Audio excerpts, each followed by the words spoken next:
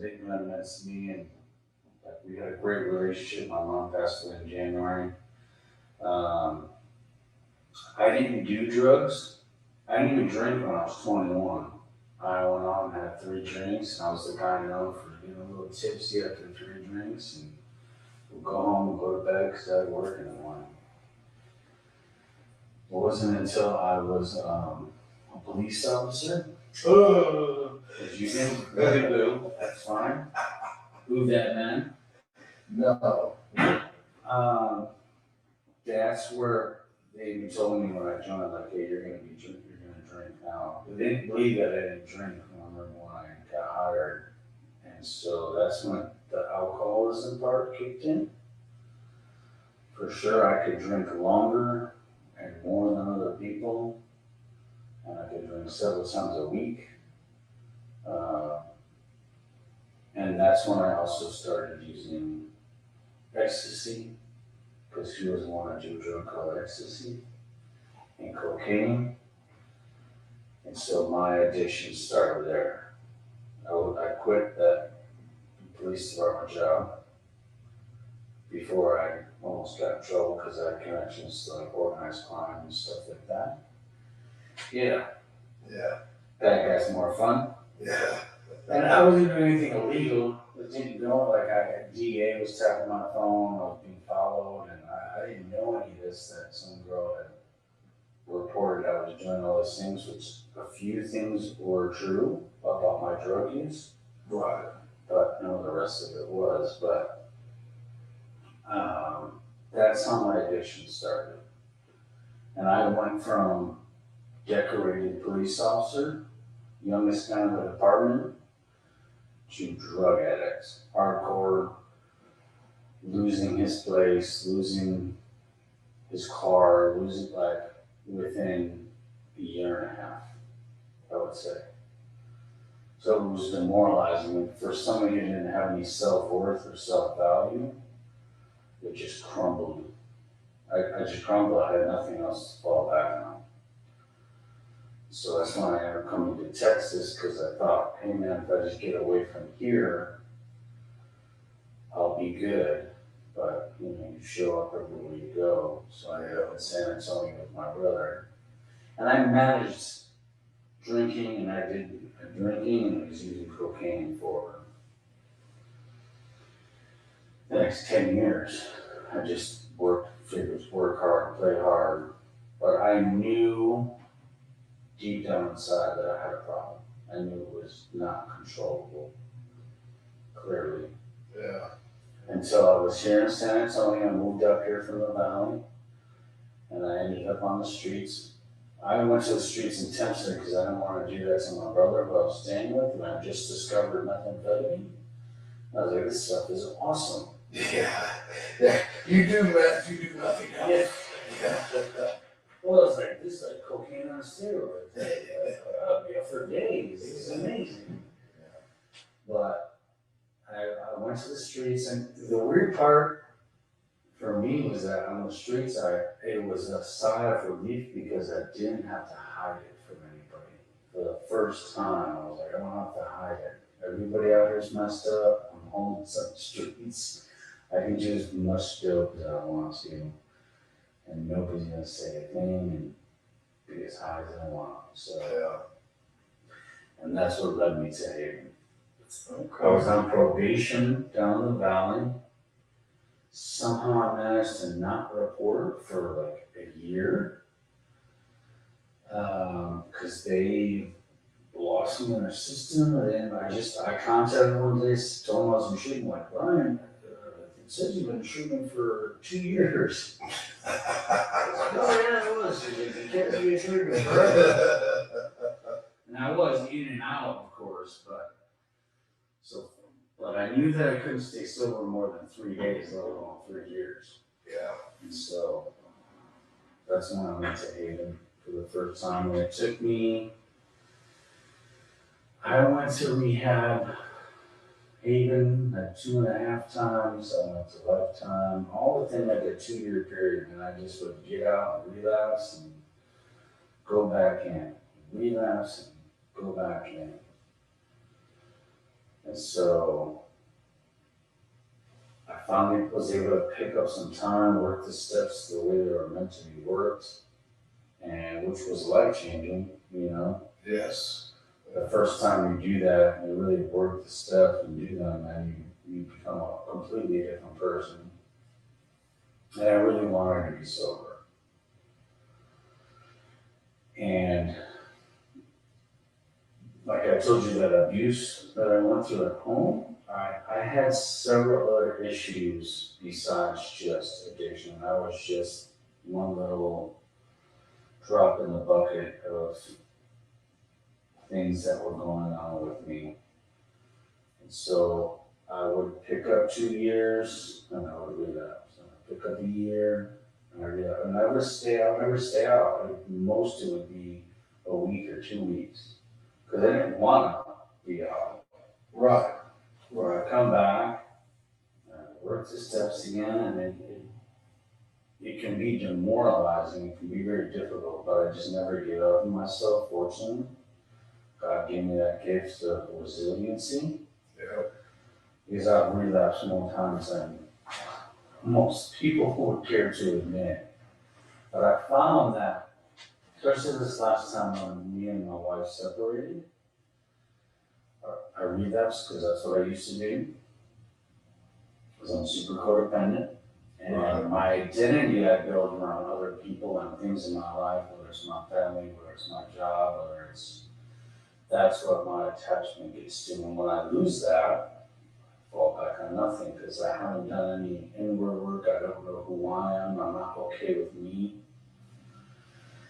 And so I started this last, I'll say like 8 months, I've been on a healing journey. And so I asked some friends who have been on healing journeys, and like, what do you do? How do you go heal? Because clearly there's more wrong with me than just working the steps, and I need something more.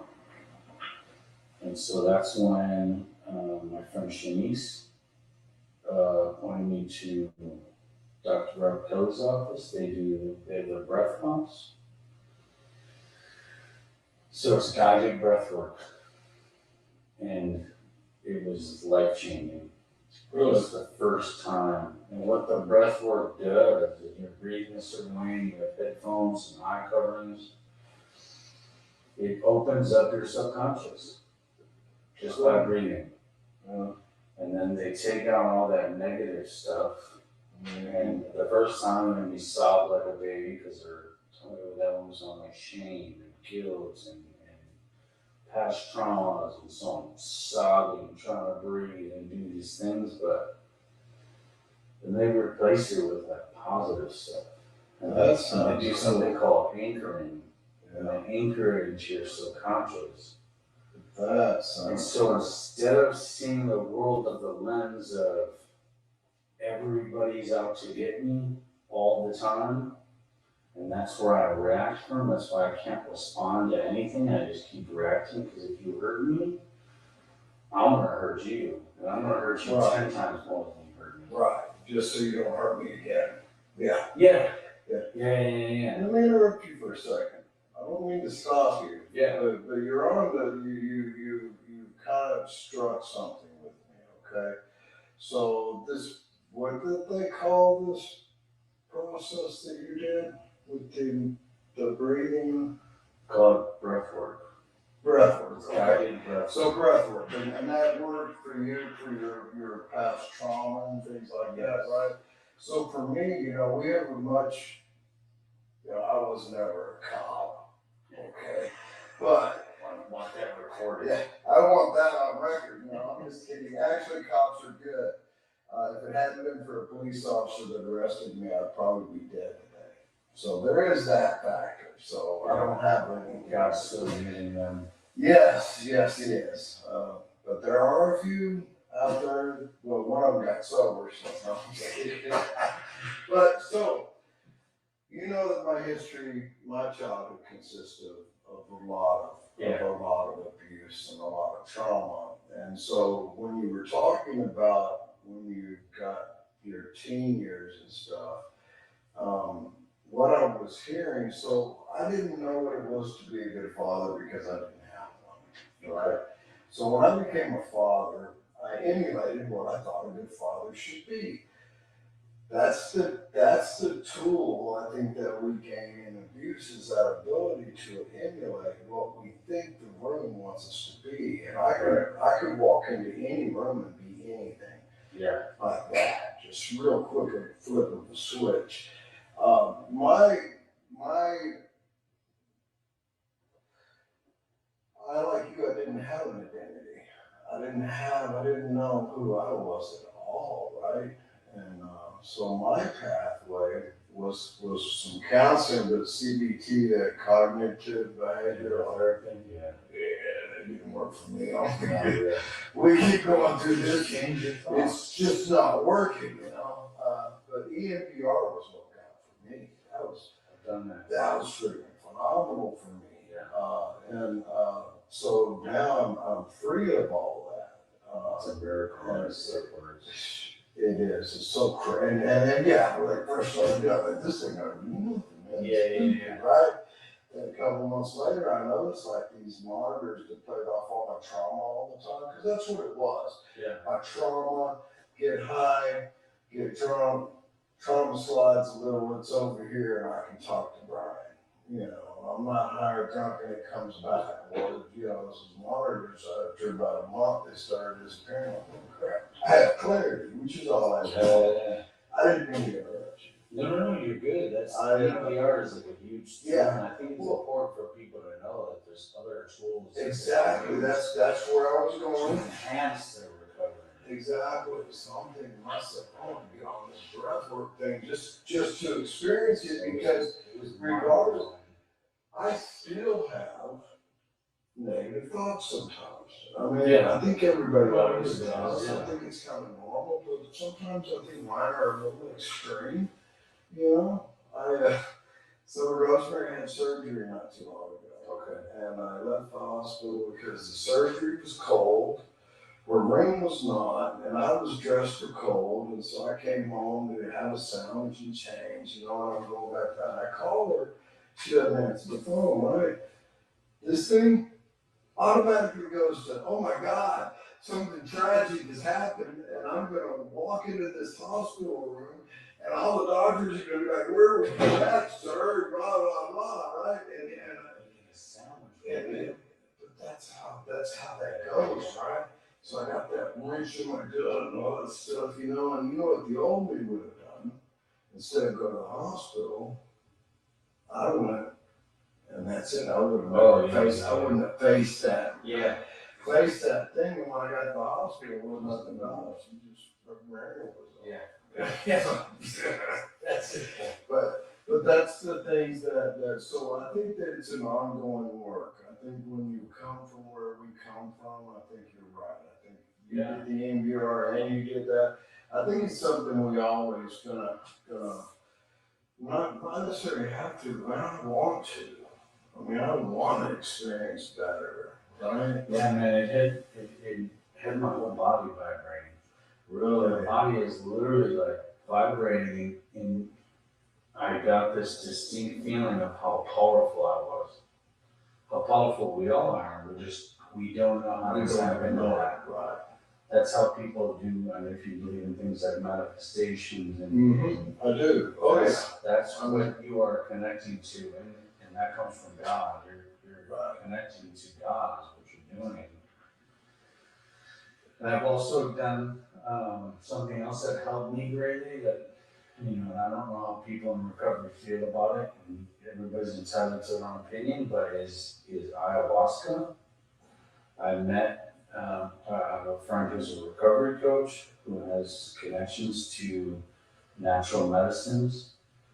And so I went to Laredo, and I've done it twice already, and it was another most amazing experience. The first time I did it, I think I cried for like 3 hours straight, but it wasn't just tears of sorrow, it was tears of gratitude, tears of joy, and the feeling that I am connected to the cosmos. And again, that same kind of breathwork feeling where I feel like, dude, I'm literally connected to God. What's within me is connected to the heavens. And that's where my power comes from. Yeah. And that's another thing to help me be okay with me. For the first time, I'll be 45 tomorrow. And for the first time in my life, I am living for my own expectations instead of other people's. Even in AA, I had, well, and my AA friends need me to do this, and I'm supposed to be doing that, and wife thinks I should be doing this, so that's what I'm going to do. And I had done that growing up too, living for my parents' expectations, and so then I started to learn about living for others' expectations. And it's okay to think, be okay with worrying about what other people think of you. That's a normal human trait. But to be okay, like it doesn't really matter what they think about you. Yeah. So that was another powerful thing that helped heal me. It's just been about healing. So Always, yeah. Yeah. I feel very fortunate that, well, maybe fortunate, maybe not, because, I didn't have to go through do the ayahuasca thing, do these other things to achieve to find out who I was. I was able to build who I was, right? Yeah. Not that the idea doesn't strike me. Yeah. Because any kind of connections to spiritual I can get, I enjoy those things. Yeah. At one point during my addiction, I wanted to do ibogaine, if you've ever heard of I have a ibogaine. friend trying to do that. Super expensive stuff too. Yeah, but it's like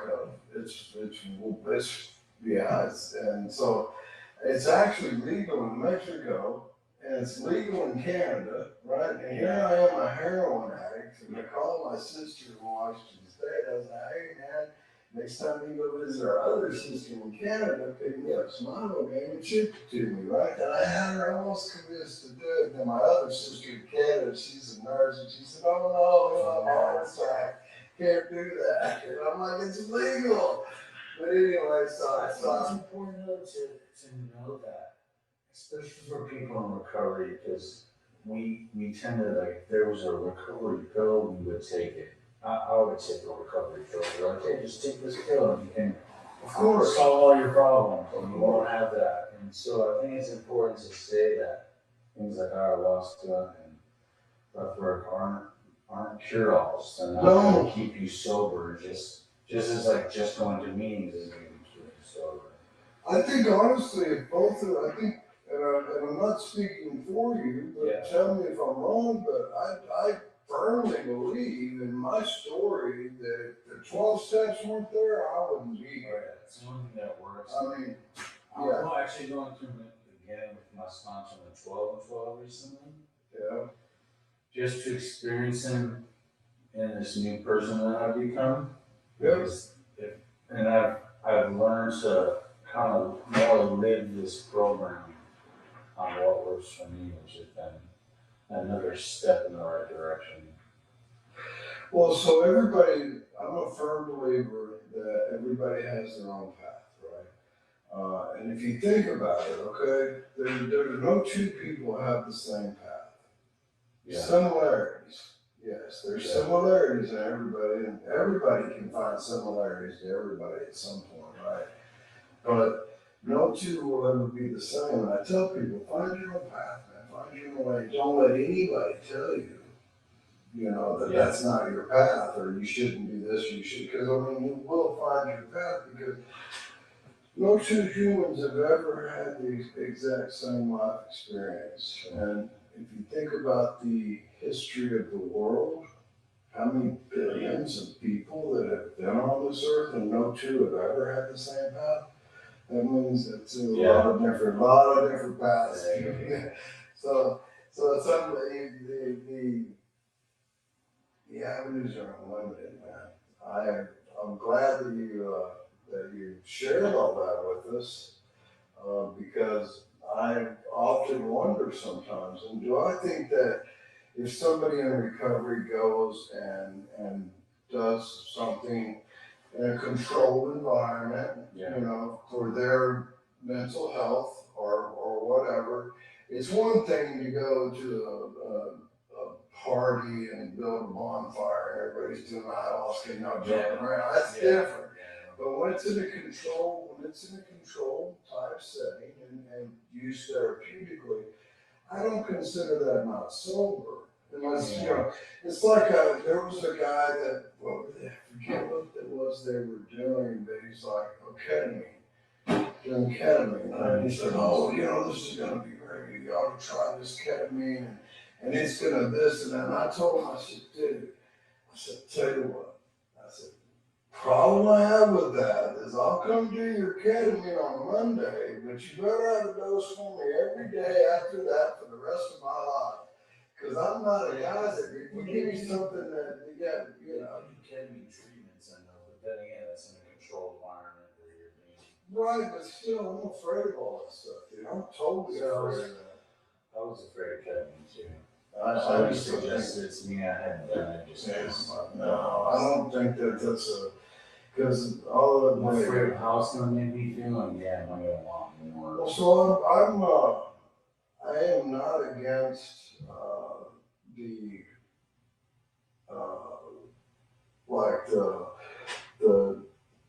mushroom type therapeutics or things like that are natural and things like that.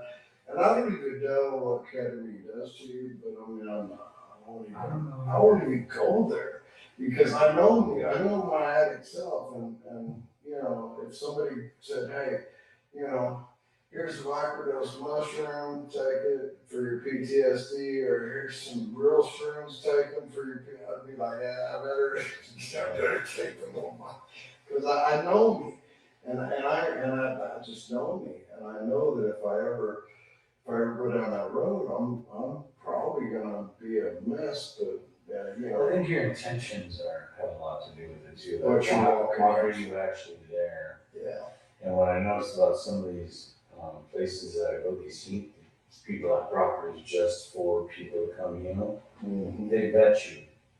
They Yeah. talk to you on the phone first. You know, see what your intentions are. Why are you here? Are you here to get fucked up? Yeah. Or are you here to heal? That's what they're looking for. They want people with pure intentions Yeah. to come and So use their medicine. Right, of course. And you know, God didn't give man knowledge for nothing.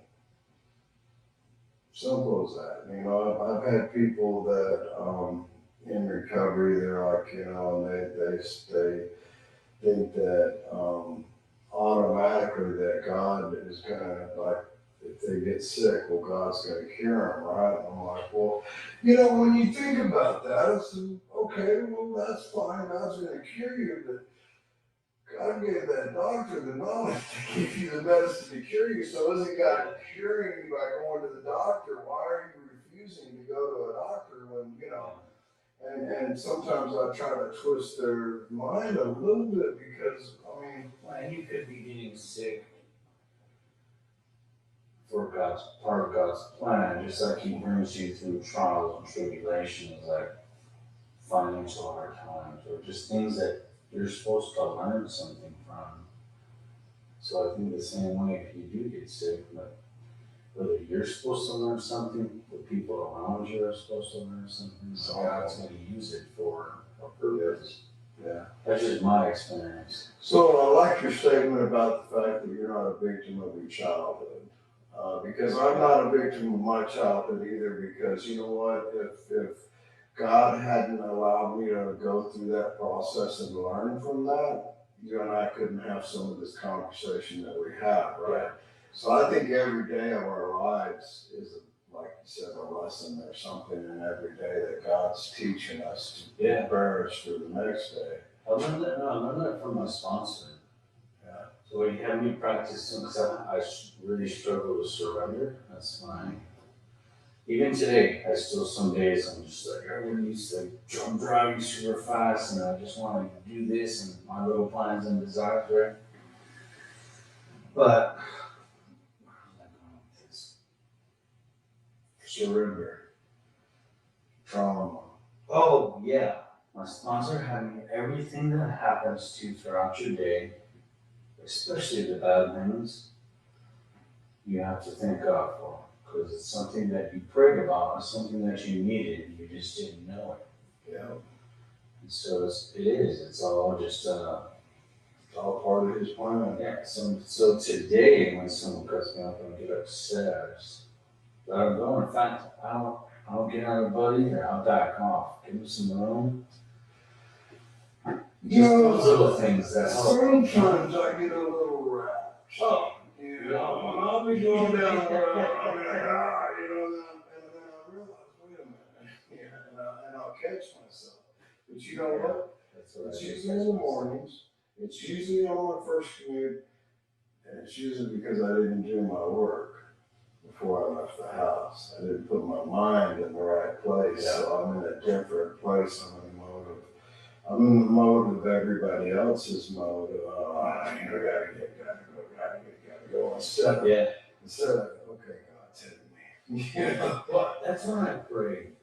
My time to pray is, so I read my codependency meditation book, I send out my gratitude list, and then kind of when I'm on the way to my truck, and I only drive to work is when I pray. So it helps me.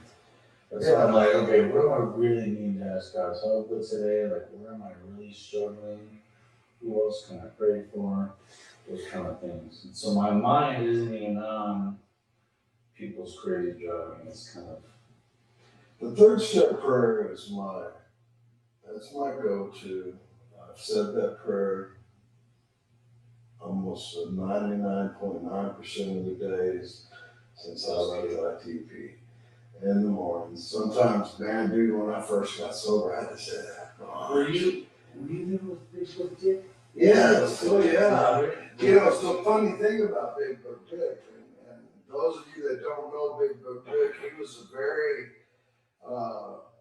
very good man, very serious about teaching the 12 steps, but he knew how to get through.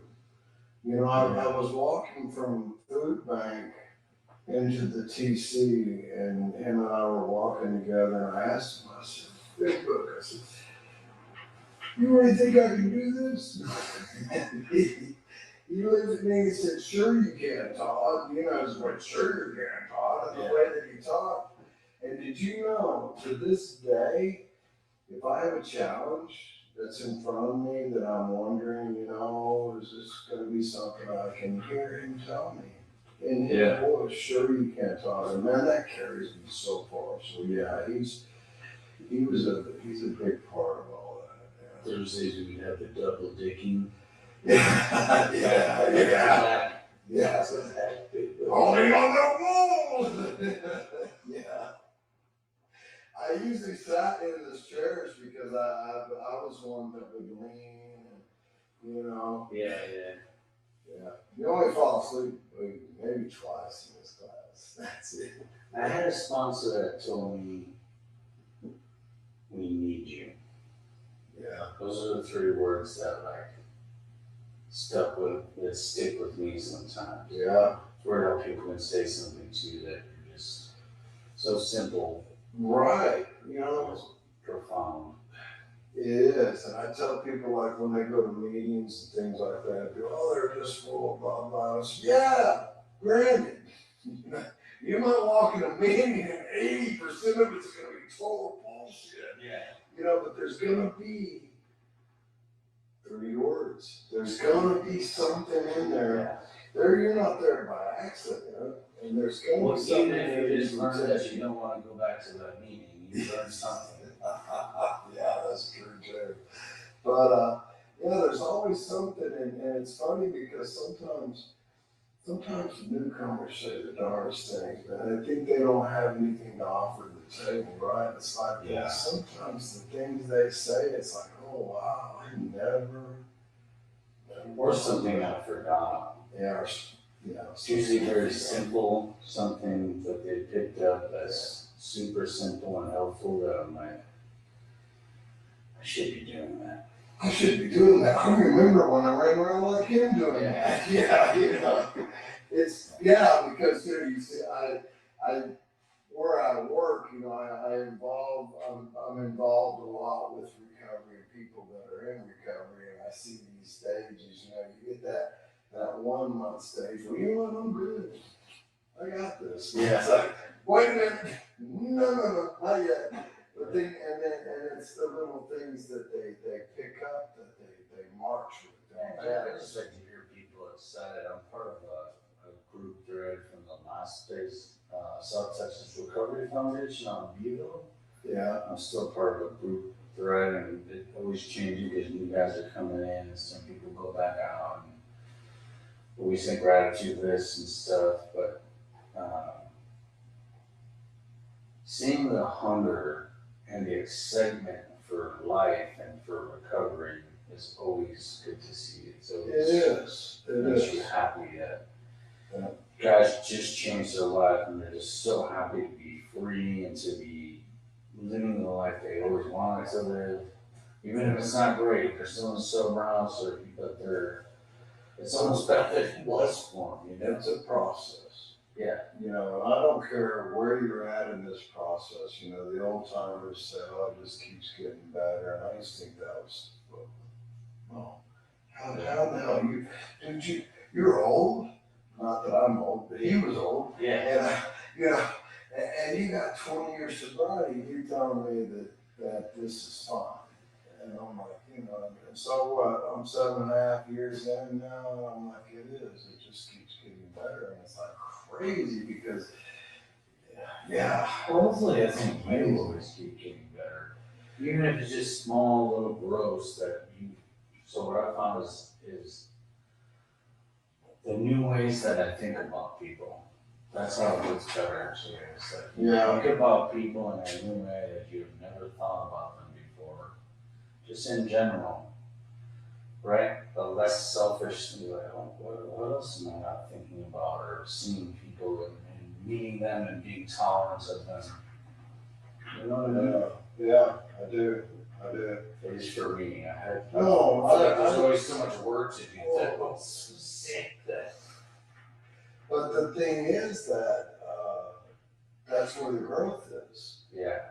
And you don't necessarily have to read a book to learn something that day. No. It's like, I get it. Because I definitely, I find myself sometimes, I get a little bit like, what is the word I'm looking for? Not as compassionate as I should be, right? Yeah. And it's like I catch myself, but by not being compassionate like I should be, it reminds me where I come from, and why I'm compassionate. It's like those kind of things that sometimes that affect me, that change me in certain ways, is because it's not a backtrack by any means, but it's just the fact that, hey, that was cool. I used to have this thing I said about my name to other guys with my same name that had a couple of more letters than I do. I used to make a joke about it, right? And I don't do that anymore because I thought, man, that probably makes them feel some kind of way. So I stopped doing that, but it's things like that that we're conscious of. I think it's our consciousness maybe expands and makes us more aware of what we're doing. The awareness I have today is so much greater than it used to be. I found as I grow, and especially since I've been healing, I realize how incapable. The word is incapable. And so I'm saying when I meet people that are also incapable, I have to remember that they're incapable. They can only meet me as far as they meet themselves. I like that. You just gotta let it slide sometimes. Yeah, definitely. They're just, you know what I mean? Well, if it was me and I wasn't in God's will, I would have had us both in front of a train a long time ago. You know, I mean, you know what I mean? Yeah. Without me allowing God's will to be done in my life, I would not be. Yeah, today I was trying to think, like, what is he trying to teach me with when something is happening in my life, or I've made a mistake, or I'm like struggling and going down the wrong path a little bit for like a week or something. I was just like, man, I'm at house with everybody. Okay, the problem is me. Where do I need to work on? Like, am I not praying? Like, I'm missing something. And sure enough, I'm always probably slacking on something, or Always. There's always something. Yeah. You know, I guess one of the multiple times often that he teaches me is about patience. Yeah. That's one that I tend to jump the gun on some things, you know. I'm like, I'll go off on a tangent, right?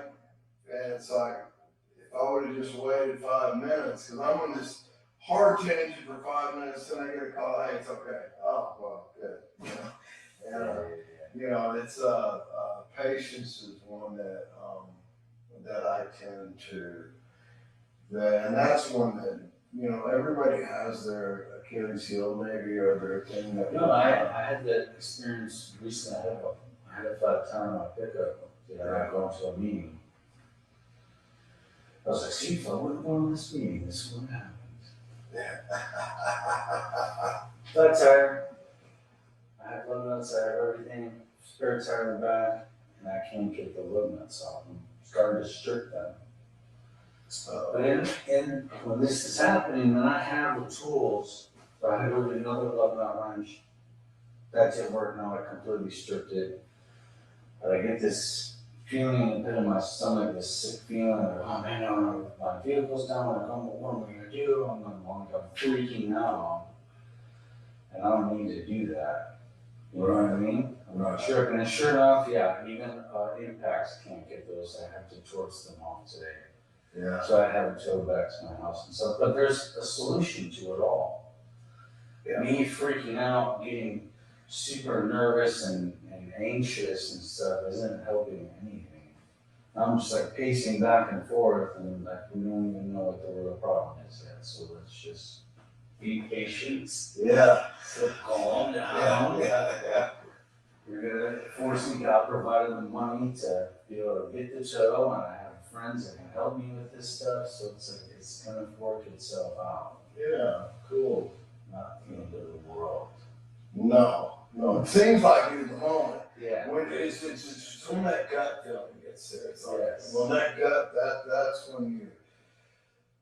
when you know, man, you just started your engines. Yeah. In the wrong direction. It's like, Yeah. I'm looking forward, but I'm going to reverse. Yeah, definitely. All right, well, listen, so, what do you do now? I'm an HVAC technician. Yeah?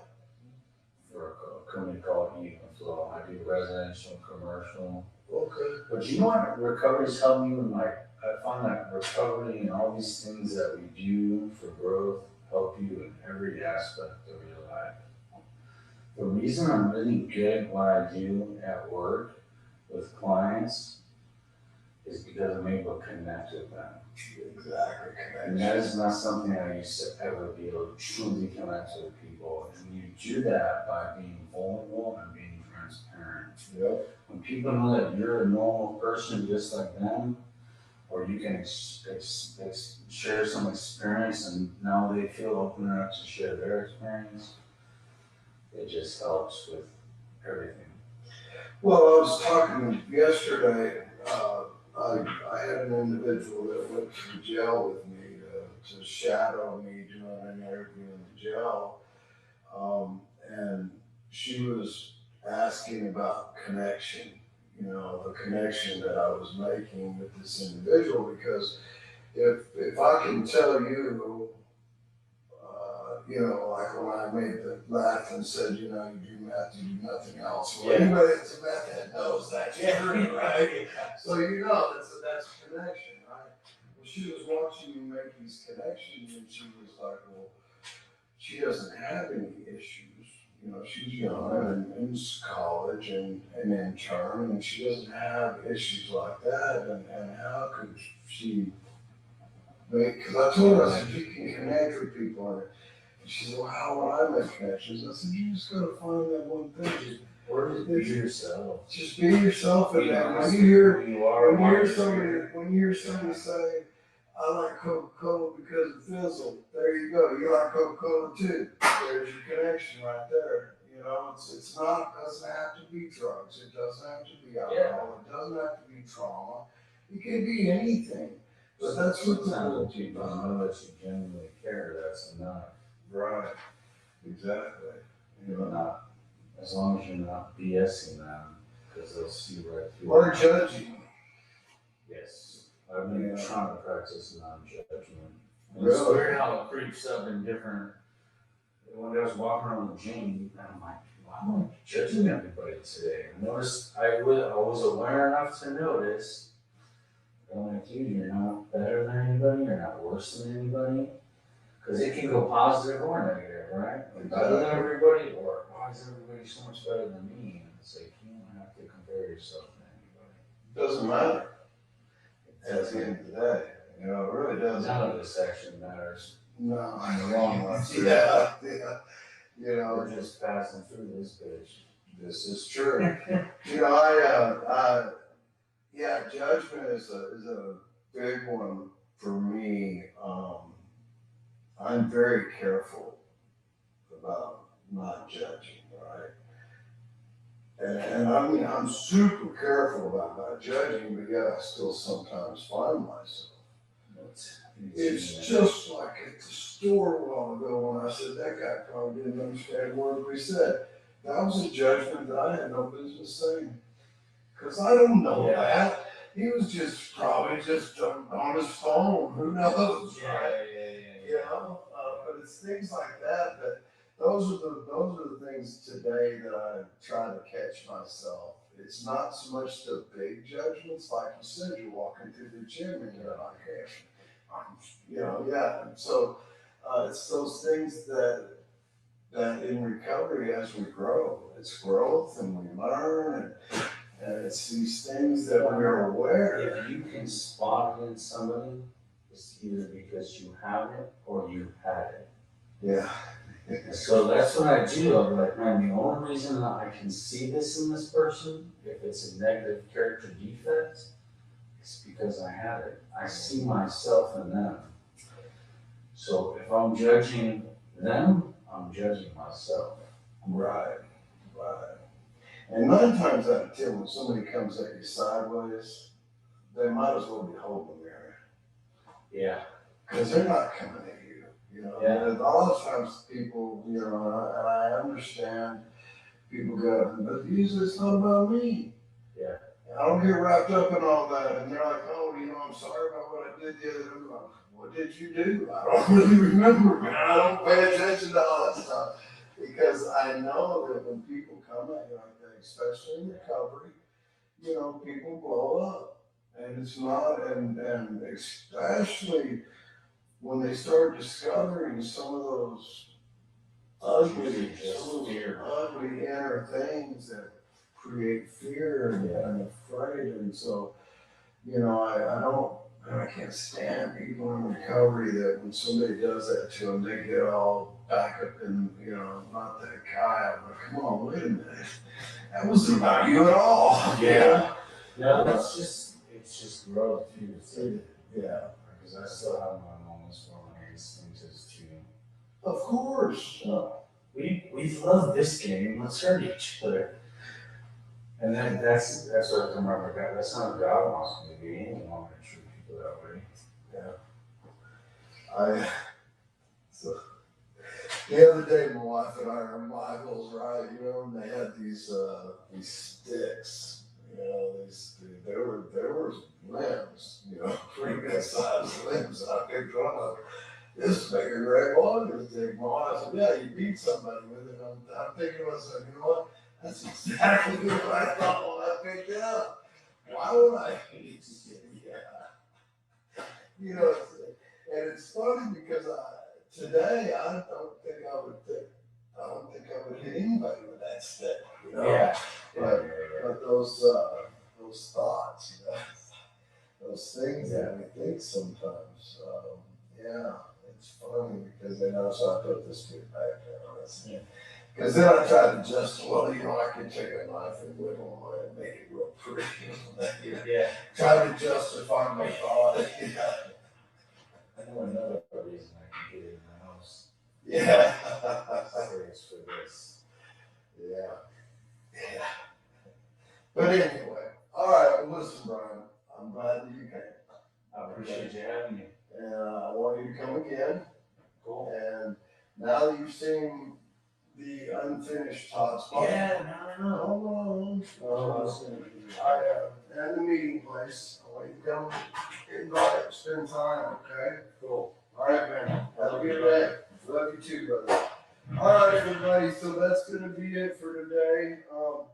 Like I say, the new meeting place is open at 16122 El Sendero Boulevard, El Sendero, Thousand Oaks. I get the numbers twisted sometimes, but y'all be sure and come out, attend the meeting, check us out, and I will see you again next week. Have a great week. Bye-bye.